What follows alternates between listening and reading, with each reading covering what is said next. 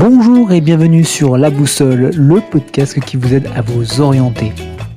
Dans ce podcast, la parole est donnée à des étudiants et étudiantes de différents univers pour se faire un retour d'expérience sur leur formation. Cela permettra peut-être de répondre à tes questions que tu te poses pour trouver ta voie. Sans plus tarder, place à l'invité du jour. Bonjour, alors aujourd'hui je suis pour le tout premier épisode de La Boussole avec Juliette et Charlotte. Bonjour. Alors, Juliette et Charlotte, je vous laisse vous présenter. Alors moi c'est Juliette, du coup je suis actuellement en deuxième année de STAPS à Strasbourg. Voilà, je suis passée par le lycée et j'ai fait un bac S que j'ai obtenu il y a 2 ans avec mention très bien. Voilà pour la petite histoire. Bravo.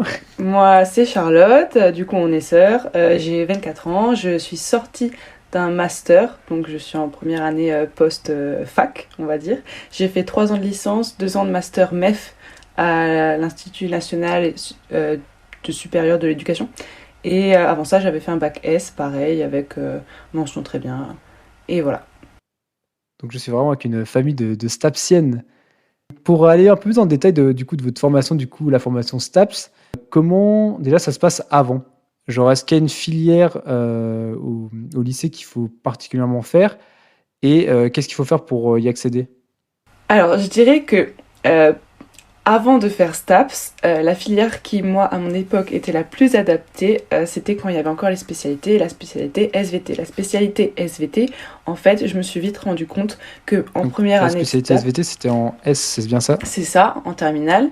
J'avais choisi spécialité SVT et je me suis vite rendu compte en première année de licence que tous mes cours d'anatomie, de physiologie, de biomécanique, tout ça, ça correspondait énormément à alors quasiment mot pour mot, aux cours que j'avais fait en spécialité SVT et à des choses que j'avais vues en physique, chimie, en terminale au lycée en S, quoi. D'accord. Et donc plutôt une filière scientifique. Et après, quand vous rentrez dans la formation, c'est quoi un peu les matières que vous pouvez avoir? Est-ce qu'il y a des sortes de grands thèmes abordés? Là, tu me parlais avant de toutes les matières un peu plus scientifiques, mais est-ce qu'il y a d'autres matières aussi que vous voyez? Alors on a une partie qui s'appelle SVS, donc avec, comme elle a dit, de l'anatomie, de la physiologie, de la bioméca, etc. Il y a une partie qui est psychologie, sociologie, donc ça c'est un autre grand thème. Et sinon il y a aussi les APSA, c'est donc les pratiques qu'on fait, donc pratique et théorie. Pour moi il y a 3 grands thèmes en STAPS. Et t'entends quoi par pratique? Tu dis le sport, j'imagine. C'est ça, on fait en première année 3 sports par semestre et en deuxième année c'est 4. Voilà. Et par rapport à ça, je pense qu'il y a beaucoup de gens qui se disent moi je vais aller en STAPS, c'est notamment pour faire du sport. C'est quoi un peu la part du sport d'année en année? Alors d'année en année, je trouve que la part du sport elle augmente, c'est-à-dire qu'on fait de plus en plus de pratiques, sauf qu'à côté on a aussi plus de cours théoriques, de cours en amphi, etc. Parce que ils sont obligés de faire un tri et donc on est obligé de suivre sur la partie théorie pour pouvoir enchaîner avec les pratiques, parce que souvent on enchaîne 2 heures de pratique, 2 heures de théorie. Enfin, c'est assez serré au niveau de l'emploi du temps. Et si on n'arrive pas à tout suivre, eh ben, c'est compliqué après par la suite. En fait, il faut savoir aussi que la première année est donc une année très chargée. Ils veulent voir un peu qui va tenir le cap, qui est-ce qui est vraiment investi. Et donc, il n'y a pas beaucoup de pratiques sportives, plus de la théorie, parce que justement, ils veulent éviter ce cliché de c'est quelqu'un de seulement très sportif qui va réussir ses études en STAPS, mais aussi quelqu'un qui est capable d'analyser, de réfléchir, quelqu'un qui est fort dans la théorie aussi. Donc c'est pour ça qu'ils ont mis beaucoup plus d'heures de pratique sportive en deuxième année, le double, qu'en première année, parce qu'ils vont vraiment essayer effectivement de trier un peu les gens, de voir qui est-ce qui est capable de faire, de pas être que dans le sport, mais aussi dans la pratique, mais aussi dans tout ce qui est théorie. Et après en master, ça évolue comment? Il y a encore du sport en master? Alors moi, du coup, donc les 3 années de licence, il y a des heures de pratique sportive les 3 années. Donc j'ai enchaîné sur un master MEF à l'INSPE, et par contre au master il faut savoir qu'il n'y a plus de pratique sportive. Pour si vous préparez un concours pour être enseignante de PS, comme moi je le fais, eh ben vous devez vous préparer seul, de manière autonome dans votre pratique sportive, parce qu'il y a des épreuves physiques, mais ce n'est pas le master qui vous le propose et qui vous l'organise. C'est de manière autonome. D'accord. Et avant, tu parlais, Juliette, du fait que voilà, ça enchaîne pas mal le sport, puis ensuite vous avez des cours théoriques en amphi. Enfin, le rythme a l'air pas mal soutenu. Comment tu fais pour gérer les études et le reste à côté? Donc personnellement, moi je sais que j'essaie de m'organiser au mieux dans ma journée, de faire mes pratiques, imaginons si je suis au niveau de la rotonde, sur un stade ou au Krebs. Et ensuite, faut se dépêcher pour aller en théorie, parce que souvent, nos cours ils s'enchaînent comme j'ai dit tout à l'heure. En fait, il faut avoir une bonne organisation, surtout dans le timing. Et donc, effectivement, on a des pratiques. Il faut être sur un certain lieu sur Strasbourg. Et après, il faut réussir à enchaîner, à aller à un autre lieu pour avoir des cours théoriques. Donc ça, déjà, avoir un moyen de transport type vélo ou voiture, faut l'anticiper, ou le tram, en tout cas. Il faut savoir qu'en STAPS, on se déplace énormément. On n'a pas même un amphi qui est dédié à nous. On bouge même d'amphi en amphi. Donc, on se déplace beaucoup, déjà, ça faut savoir. Et après, faut organiser les pratiques, les théories, se distinguer des moments pour travailler. Donc moi, personnellement, j'allais entre midi et 2 à la bibliothèque qui est tout en haut du portique. Je travaillais entre midi et 2, les cours, je révisais. Après, il y avait de nouveau des cours l'après-midi. Ça dépend de la manière dont était organisée la journée. Et après, par exemple, on sait que ceux qui sont en STAPS sont des sportifs. Donc, globalement, ils sont tous inscrits à des clubs. Donc, ils ont souvent des entraînements le soir. Donc, c'est des personnes qui doivent s'organiser entre midi pour travailler dans d'autres horaires que le soir ou qu'un créneau tardif. Donc, c'est travailler avant l'entraînement, travailler après l'entraînement. Il faut savoir organiser un peu son temps. Donc, comme dit, moi, j'avais un cursus normal. Mais Juliette, elle, avait un statut de sportif de haut niveau. C'est-à-dire que grâce à ce statut, on a droit à des avantages et à des aménagements qu'elle va vous expliquer. Effectivement, j'ai le statut de sportif de haut niveau de handball et ça m'a permis en fait de pouvoir aménager mon emploi du temps en fonction de mes entraînements et de mes besoins. Alors évidemment, les CM, ça, je ne peux pas les bouger parce que voilà. Mais au niveau des TD, c'est vrai que on est par groupe et chacun a un créneau. Moi, je pouvais choisir dans quel groupe j'allais pour pouvoir m'organiser au mieux et organiser ma journée pour réussir à tout gérer en même temps. Ok, donc si je comprends bien, les TD, en fait, c'est les périodes en fait en plus petits groupes, c'est ça? C'est ça. On est donc Ok, et en amphi, c'est là où vous êtes plus de 500 ou je sais pas combien. exactement. En amphi, on Ok. est donc dans un amphi entier, alors que par groupe, on est plutôt aux alentours d'une vingtaine de personnes. Et on peut rajouter également qu'elle a pu choisir en deuxième année quelle pratique elle pouvait ôter de son organisation, parce que normalement il y a 4 pratiques par semaine, et en tant que sportif de haut niveau qui s'entraîne déjà 5 à 6 fois par semaine, la fac, c'est un accord entre la fac et l'étudiant qui autorise à ôter certains cours pratiques, du coup. Donc, Tu j'imagine m'arrêtes qu'il y si a je me des- trompe, hein. Oui. Donc j'imagine qu'il y a des sports qui sont un peu plus enlevés que d'autres. Alors en général, c'est vrai que moi j'ai enlevé la natation parce que c'est pas mon fort. Mais sinon, j'ai quand même gardé de la course d'orientation et actuellement je fais aussi du football en extérieur. Ouais, donc tu fais vraiment de tout, mais justement, c'est assez intéressant. J'avais 2 questions par rapport à ça. La première, c'est comment tu fais avec tout ce sport? Parce que là, tu me dis que tu as 4 sports par semaine, en plus à tous tes entraînements. Comment tu fais pour déjà garder l'énergie et surtout pas te blesser? Parce que c'est peut-être un peu le risque, non, en STAPS? Qu'est-ce qui se passe quand tu es blessé? Alors quand t'es blessé en STAPS, c'est un peu compliqué parce que il faut faire un dossier. C'est-à-dire que au dossier, on peut avoir maximum la note de 8 sur 20. Il faut être présent à tous les cours et reporter entre guillemets ce que les étudiants font en analysant les pratiques, en analysant les exercices mis en place, le pourquoi du comment, etc. Pour ma part, j'ai eu la Moins chance. fun, quoi. Tout de suite moins fun. Ah oui, tout de suite, oui, c'est vrai que c'est compliqué parce que déjà, si on est blessé, par exemple, dans ma promo, il y a beaucoup de croisés, etc. C'est sûr que pendant l'année, c'est compliqué. Et avoir un maximum de 8 sur 20, il faut absolument du coup le compenser avec d'autres matières, donc la théorie. C'est aussi pour ça que c'est très important.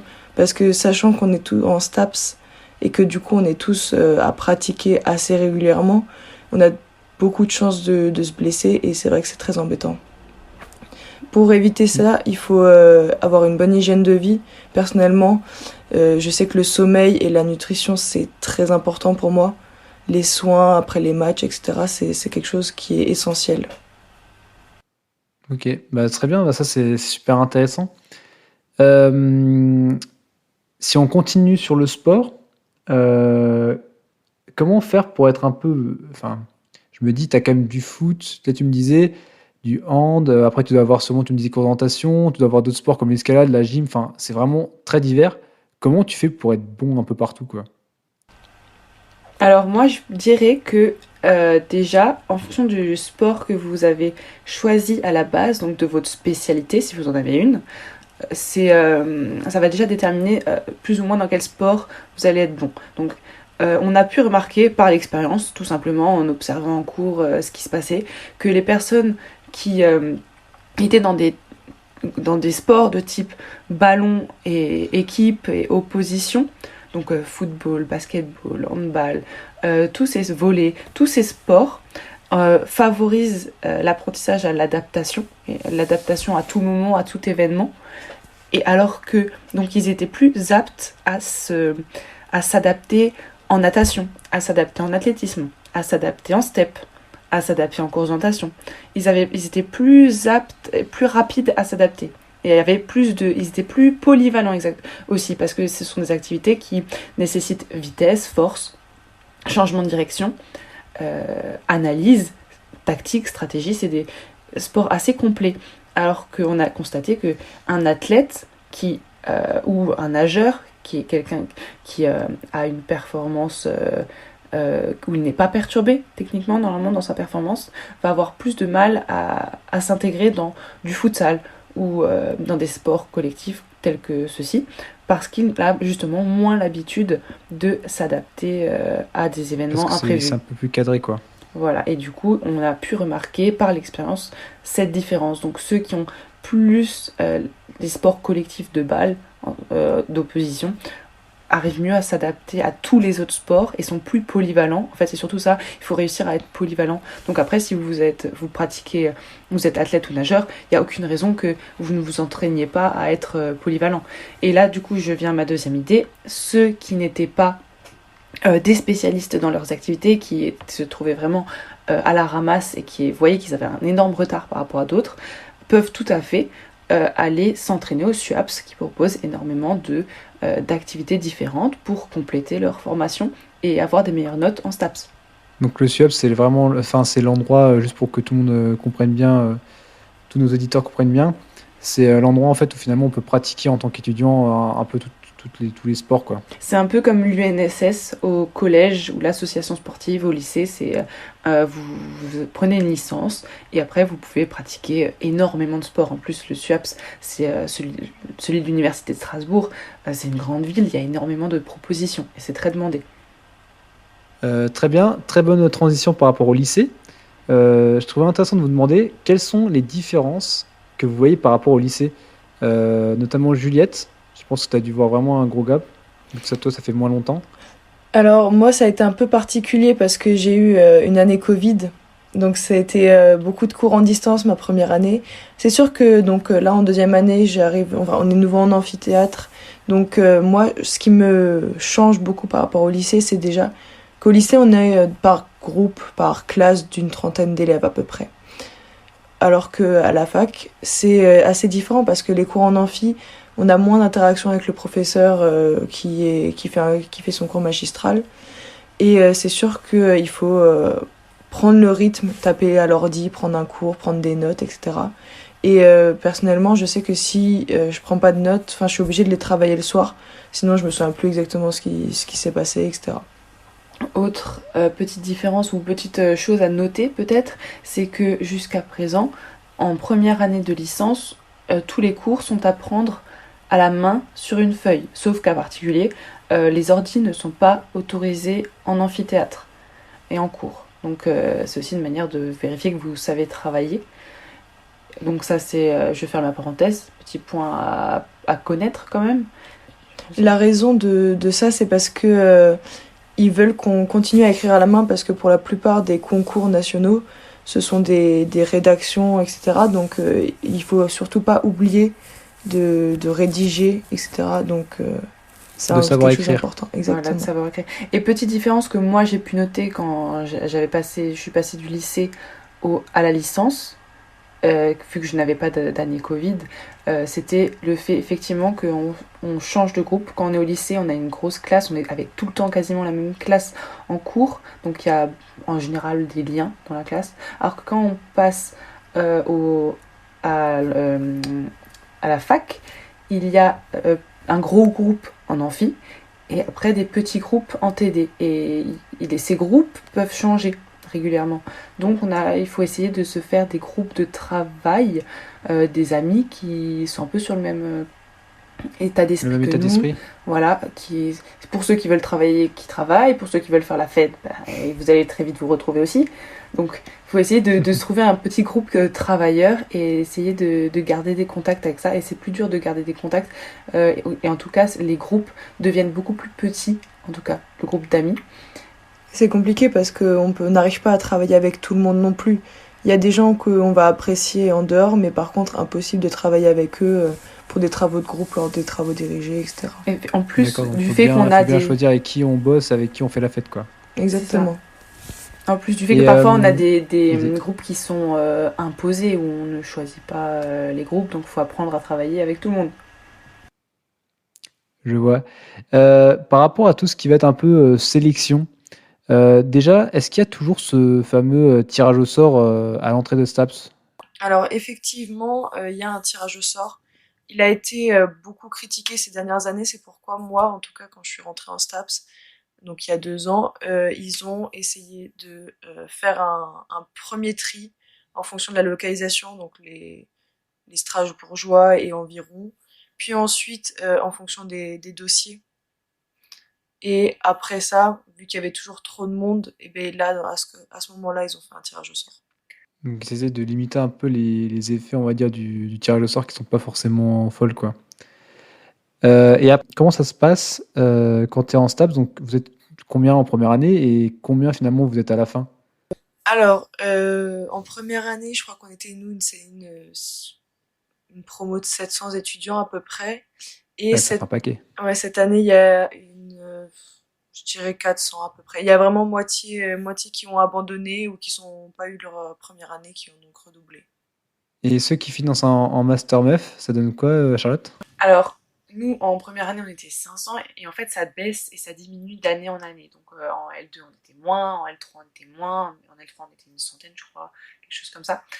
Donc, en Master MEF, pareil, pour rentrer dans le Master, il y a une sélection sur le dossier de ce que vous avez fait les 3 premières années de licence. Donc, ceux qui veulent déjà, savent qu'ils veulent viser un Master MEF, peuvent déjà commencer à travailler dès la L1, la L2, la L3 pour avoir un bon dossier. Et en M1, du coup, on était 80, il me semble.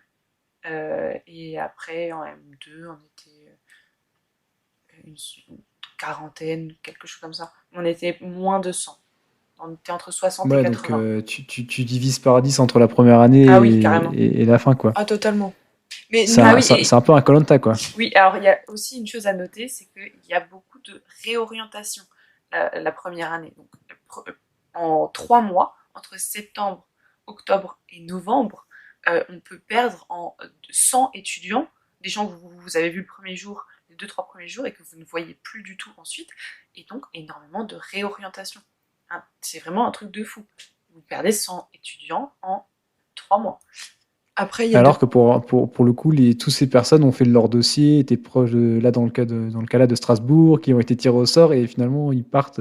Ces personnes ont eu la chance de intégrer STAPS et au final, ben, ils choisissent une autre voie. Donc, je ne sais pas à critiquer ce choix ou non, mais ils ont du coup, certains pourraient penser qu'ils ont pris la place d'autres gens qui étaient autant motivés. Donc une chose, c'est vraiment réfléchir et bien anticiper, ne pas le faire sur un coup de tête et se dire au final, c'est pas du tout ce que je voulais faire. Donc bien réfléchir auparavant.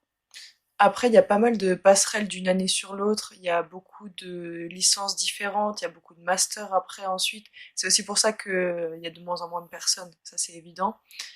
Euh, En parlant justement de ces différentes, alors sans forcément rentrer dans le détail, parce que je pense que ça fera peut-être l'objet de d'autres épisodes de la boussole. Quels sont un peu les autres débouchés? J'avais entendu qu'il y en avait quatre. alors, déjà, il y a quatre licences possibles. Il y a la licence éducation et motricité dans le but par la suite de faire un master MEF et de rentrer dans l'éducation nationale, etc. Il y a la licence management, donc plus ce qui est dans le commerce, etc., la communication. Le troisième, c'est l'entraînement sportif, dans le but d'être coach. Et Et la dernière, c'est APAS, activité physique adaptée et santé, concernant tout ce qui est rééducation par le sport, des personnes en situation de handicap, des personnes âgées, tout ce qui est rééducation. Et donc Ok. ces quatre filières concernent toujours à un moment le sport. Donc tout ce qui est filière management concerne, c'est toujours aussi dans un domaine, ça peut être un magasin sportif, par exemple. si je peux juste rajouter quelque chose au niveau de la filière APAS, il y a aussi, pas que dans la rééducation, il y a aussi tout un secteur dans les gens le sport en prison. D'accord. Donc c'est vraiment tous les publics à besoins spécifiques. Et il y a une Très petite. bien. Alors, par exemple, moi, à mon époque, la première année, du coup, ce qu'il faut savoir, c'est que la première année était une année commune pour tout le monde. Et en deuxième année, on choisissait notre spécialité. Sauf, donc, qui était valable pour la deuxième et la troisième année. Donc, c'est parmi ces quatre filières. Sauf que je pense qu'on s'est vite rendu compte que énormément de gens ne finissaient pas leur deuxième année parce qu'ils se rendaient compte que leur filière ne leur correspondait pas du tout. Quelqu'un qui avait choisi éducation motricité se rendait compte qu'en fait, il était beaucoup plus attiré par le management et en milieu d'année, il n'était plus possible de changer. Donc, c'est euh, avec cette hypothèse qu'on pense qu'ils ont changé la filière parce que maintenant, à l'époque de Juliette, donc, on doit choisir deux de ces filières pour la deuxième année et après Ok. faire un choix.